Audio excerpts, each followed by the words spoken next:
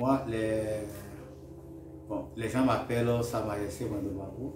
Sa Majesté Wandomabou, c'est mon nom d'intronisation et d'initiation.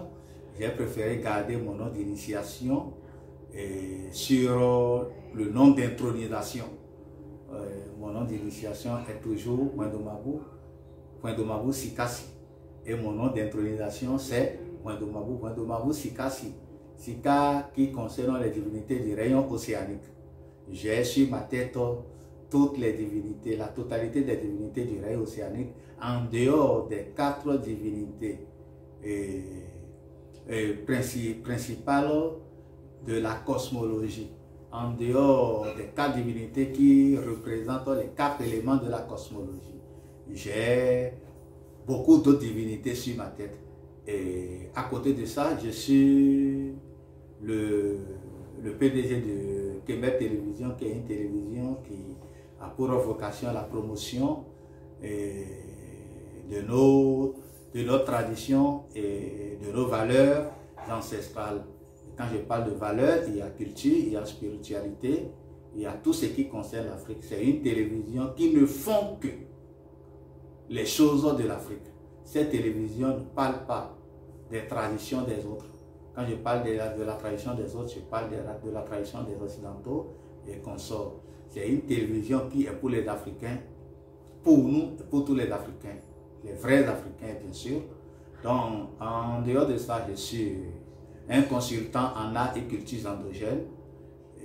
Je suis aussi un prêtre, un adepte d'ailleurs, d'abord du vaudou, un prêtre, un grand prêtre, haut dignitaire, une tête couronnée dans le monde du vaudou, parce que je l'ai souvent dit que je vis et je vivrai pour le vaudou et je serai toujours pour le vaudou.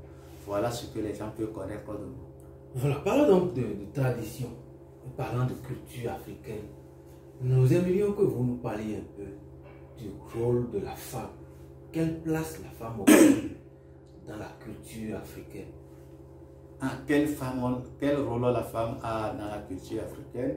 Bon, je vais dire peut-être des choses qui vont choquer beaucoup de gens parce que pendant longtemps, on nous a obligés à rester dans une société patriarcale.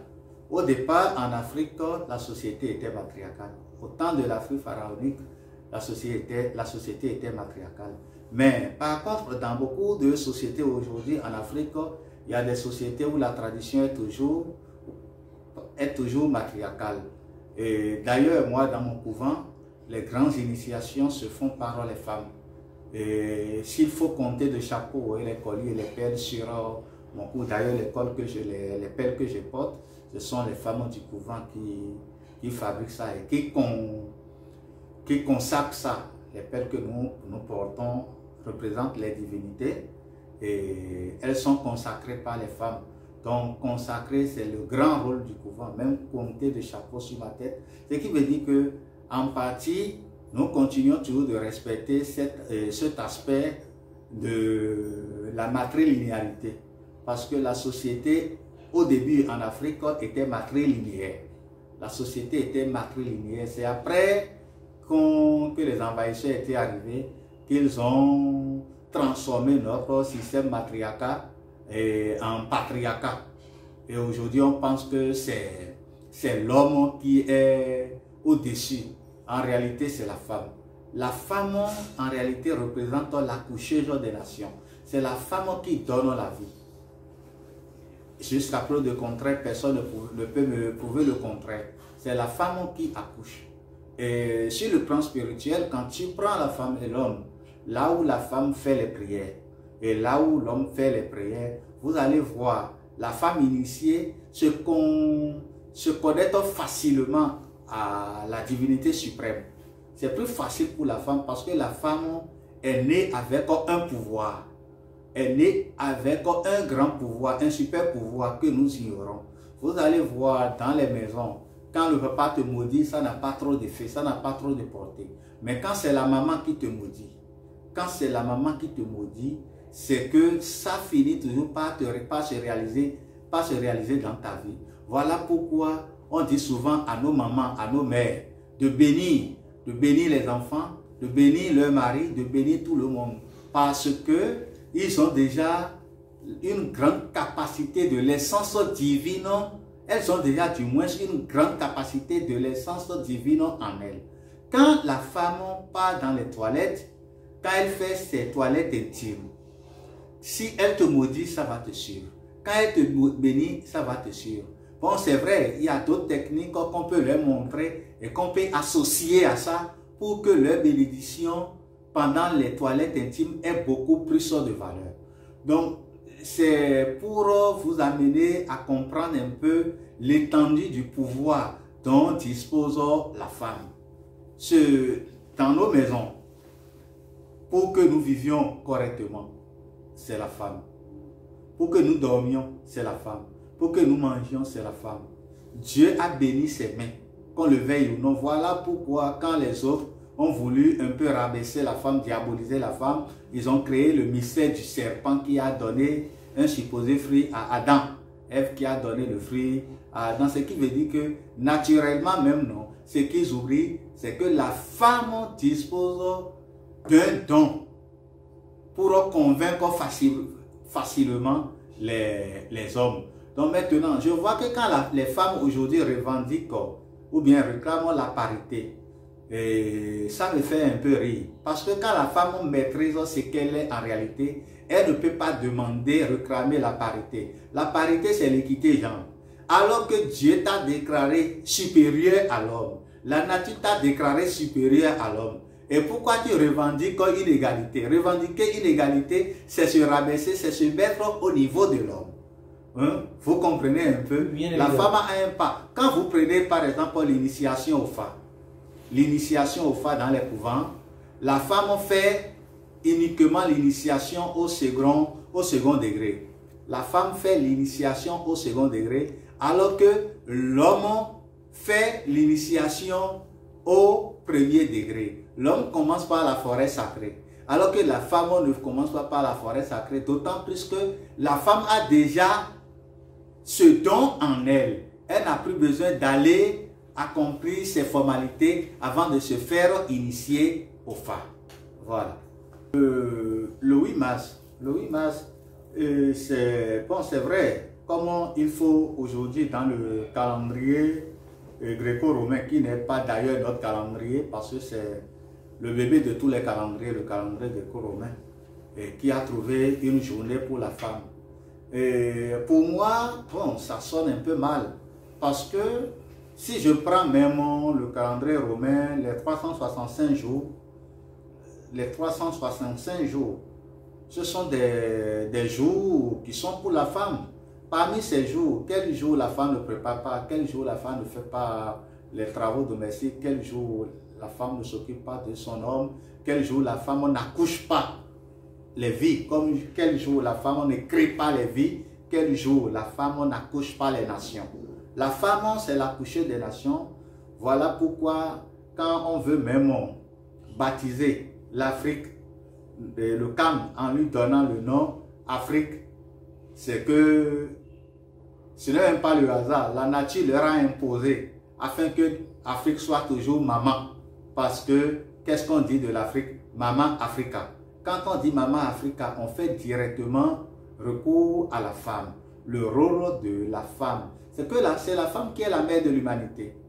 Tout ce qui existe aujourd'hui, comme on vit, c'est la femme. Même dans le rayon animal, la femme, les femelles ont aussi leur mot à dire. Prenez le lion et la lionne. On dit que le lion, c'est le roi de la forêt. Quand on considère le patriarcat, mais en réalité, le grand travail, c'est la lionne qui fait ça. C'est la lionne qui part chercher la nourriture. C'est quand la lionne se fâche que le lion commence par... Parce que le lion est d'ailleurs un paresseux. Il en est ainsi dans la vie des hommes, à côté des femmes. Je ne dis pas que les hommes sont des paresseux, mais la responsabilité des femmes dans la société dépasse celle des hommes. Donc, choisir une seule journée pour la femme le 8 mars, c'est en réalité ridiculiser la femme. C'est parce que l'objectif de cette journée, c'est la parité, l'égalité des sexes. Or, ce n'est pas le cas. On sait que la femme dépasse l'homme. Et pourquoi prendre une journée pour célébrer le fait de réduire la femme? de ramener la femme à l'état de l'homme. Ce n'est pas tout à fait normal. Maintenant, dans la célébration de cette journée où les femmes font la fête, on choisit les pagnes, on imprime les pagnes et autres et ceci.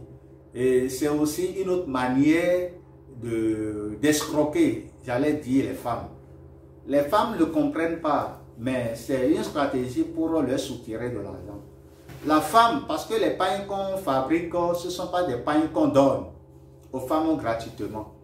Donc pour seulement cette journée, avec ce que moi je vois, surtout au Cameroun, seulement pour cette journée, la femme qui fait le petit commerce est obligée de souscrire dans les groupes de tontines de cotisation, économiser pour acheter le pagnon du 8 mars. Parce qu'elle veut en réalité se montrer pendant cette journée. Le pagnon de 8 mars, on prend l'argent. Il faut que ce pagnon aille chez le couturier, chez la couturière, choisir un bon modèle et payer. La femme dépense toujours. En dehors de ça, il faut se faire belle. Il faut que la femme aille se faire belle, acheter des perruques, des mèches artificielles brésiliennes ou bien indiennes, et mettre les vernis, poser les faux ongles, tracer les faux et les cils et ceci. Et économiser maintenant pour la bière, aller boire jusqu'à se saouler la gueule. Est-ce que c'est ça en réalité ce que nous appelons la journée de la femme pour célébrer la femme?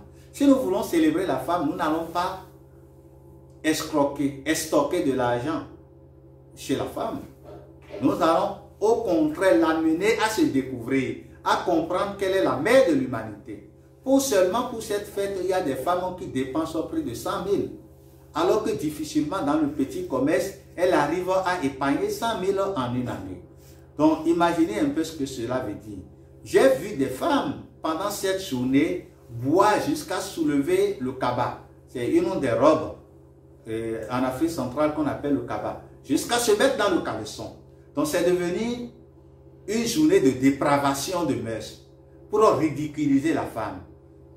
Le 8 mars devrait être encore réorganisé selon moi. Ça devrait être une journée de concertation et de réflexion. Et que les femmes se concertent parmi eux.